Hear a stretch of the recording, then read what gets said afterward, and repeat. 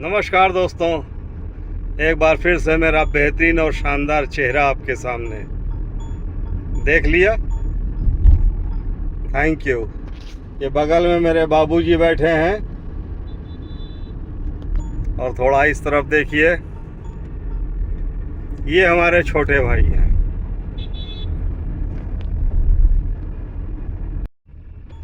ये front seat पे steering संभाले हुए हमारे पुत्र, और ये बगल में छोटे भाई की पत्नी है। बाद में इनकी तस्वीर आपको देखने को मिलेगी।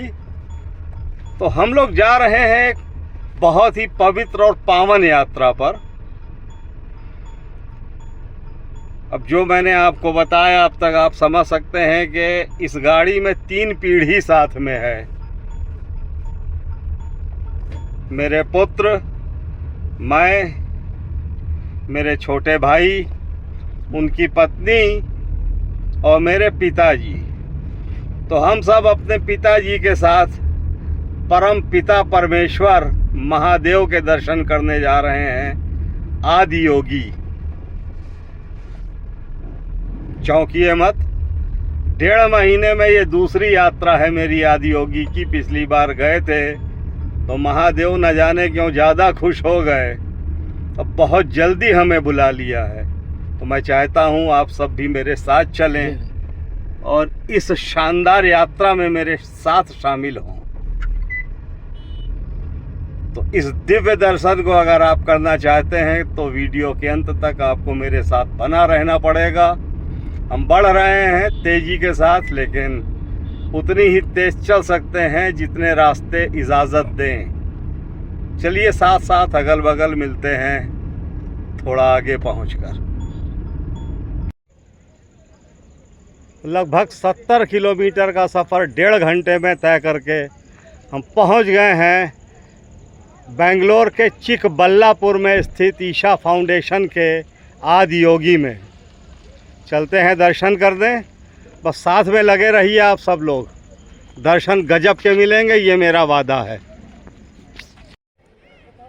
तो साथियों, मैं और मेरे पिताजी और हम दोनों के पीछे आदि योगी महायोगी की भव्य प्रतिमा। नंदी बाबा की इतनी विशाल प्रतिमा को देखकर मंत्रमुग्ध हो गए और हाथ स्वतः ही प्रणाम की मुद्रा में उठ खड़े हुए। नंदी बाबा को प्रणाम करते हुए, महादेव को प्रणाम करते हुए, आदि योगी को प्रणाम करते हुए पिताश्री, समूचा वातावरण ही शिवमय है। शिव को इतना नज़दीक पाकर भाव विभोर हो जाना स्वाभाविक है। हर हर महादेव, आदि योगी, महायोगी।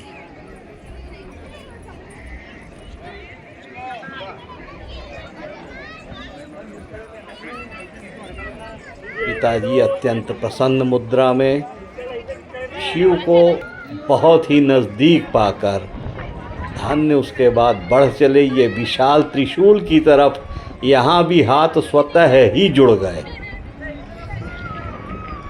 महादेव का, डमरू वाले का ये विशाल त्रिशूल। प्रणाम की मुद्रा में पिताजी मन ही मन शिव तांडव का जाप करते हुए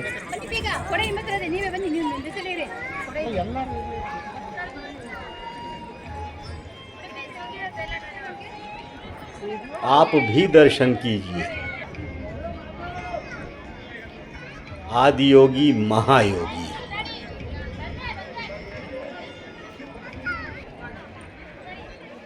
विशाल नंदी की प्रतिमा एक बार फिर से आपके सामने।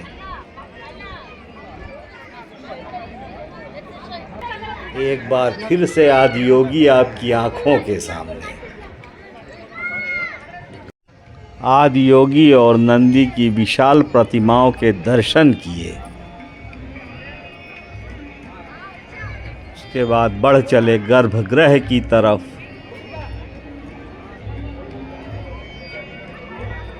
ये आदि योगी के गर्भगृह में है। इसके अंदर फोटोग्राफी मना है।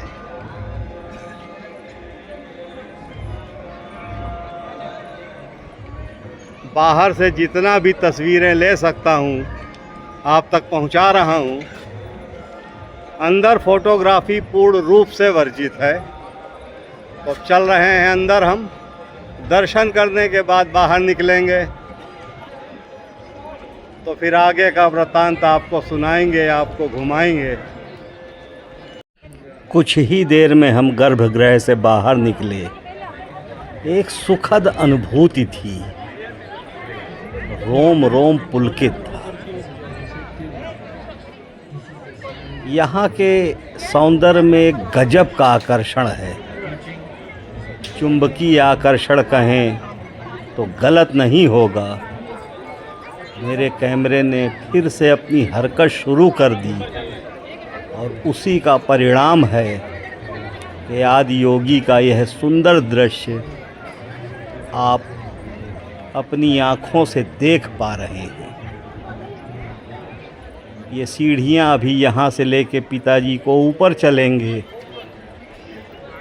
पिताजी भी गर्भगृह से निकल आए हैं बहुत ही प्रसन्न मुद्रा में। सीढ़ियों पर चढ़ने के लिए पिताजी थोड़ा ठिठके, पर हनुमान जी की तरह उन्हें उनकी शक्तियों का स्मरण कराना पड़ा। कुंभलगढ़ पहाड़ चढ़ गए, चित्तौड़गढ़ दुर्ग घूम लिए पूरा। अरे तो कौन बहुत फर्क है, साल 1.5 साल 2 साल का फर्क है। ये तो समतल सीढ़ी है।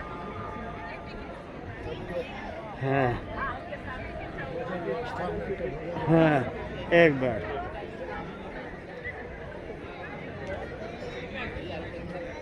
घूमिए।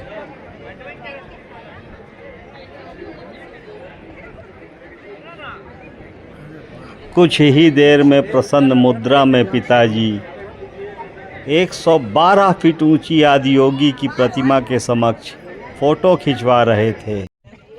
महायोगी की इस प्रतिमा में यह जो माला पड़ी है, यह रुद्राक्ष की माला है और इस माला में 1 करोड़ के ऊपर रुद्राक्ष हैं। दर्शन कीजिए।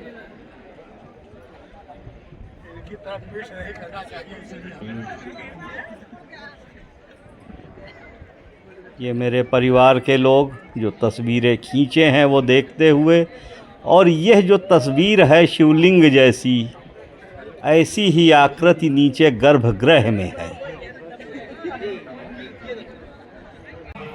आदि योगी के दर्शन से परम सुख की अनुभूति करते हुए हम सभी इस 112 फीट ऊंची शिव प्रतिमा की परिक्रमा करने लगे।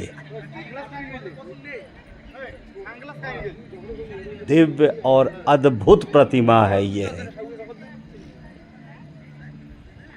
विश्व की शिव की सबसे ऊंची प्रतिमाओं में से एक। चिकबल्लापुर बेंगलोर में आदि योगी की यह प्रतिमा। पिताजी अपने पौत्र के साथ आगे बढ़ते हुए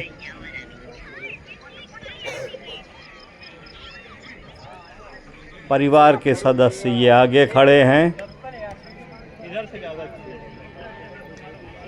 लग रहा है जैसे यहाँ ये तस्वीरें खिंचवाना चाहते हैं। एंगल सही नहीं बनेगा, लेकिन फिर भी यहाँ से भी तस्वीरें खींची जाएंगी। आए हैं तो हर पल का आनंद लेना भी जरूरी है।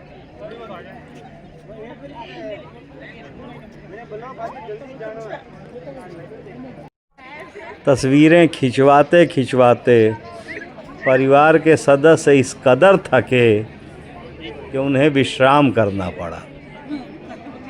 विश्राम करते हुए मेरे परिवार के लोग, मौसम बहुत ही खुशनुमा है और हम अपनी आदत के हिसाब से कैमरा घुमाने लगे। हर पल को हम समेट लेना चाहते हैं, संजो लेना चाहते हैं, क्योंकि यही भविष्य की धरोहर होगी।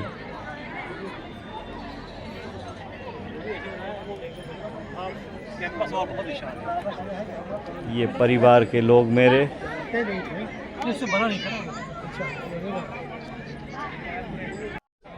मैं थक जाऊं ये और बात है, क्योंकि मैं तो साधारण इंसान ही हूँ, परंतु मेरा कैमरा थक जाए ये हो नहीं सकता। तो कैमरा अपनी मनमानी करता हुआ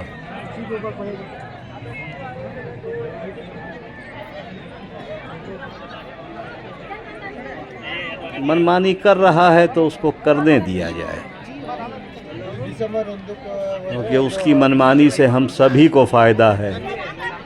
खूबसूरत दृश्य जो हमें देखने को मिलते हैं। शाम ढल रही थी, बत्तियां जल चुकी थीं, परिवार वालों का इंतज़ार भी धीमे धीमे ख़त्म हो रहा था, विश्राम भी हो चुका था। अब कुछ जलपान करने के लिए हम लोग ट्रस्ट के रेस्टोरेंट की तरफ बढ़ने लगे। अभी आधे घंटे का समय था, परंतु एकाएक मौसम ने करवट बदली, बादल झूम के उठे और बदहवास सा बरस पड़ा। बेतहाशा बारिश, मूसलाधार बारिश। शो का समय बढ़ा के 7:20 किया गया, परंतु बरसात थमने का नाम नहीं ले रही थी। सारे शिव भक्त भाग्य के कहीं न कहीं शरण लिए थे। इस रेस्टोरेंट में देखिए कितनी भीड़ है। अंततः 7:40 पे शो रद्द होने की घोषणा हुई। लोग जल्दी निकलने के चक्कर में पार्किंग की तरफ भागे, परंतु फिसलन और कीचड़ इतना ज़्यादा हो चुका था कि लोग क्या गाड़ियां भी फिसलने लगी। कई किलोमीटर लंबा जाम लग गया। असहाय से लोग बैठे रहे, हम भी बैठे रहे और इंतज़ार करते रहे कि कब बरसात थमे, कब जाम ख़त्म हो, कब कुछ फिसलन कम हो तो हम चलें अपने घर की तरफ। यह है आपके सामने यात्रा थी आदियोगी की।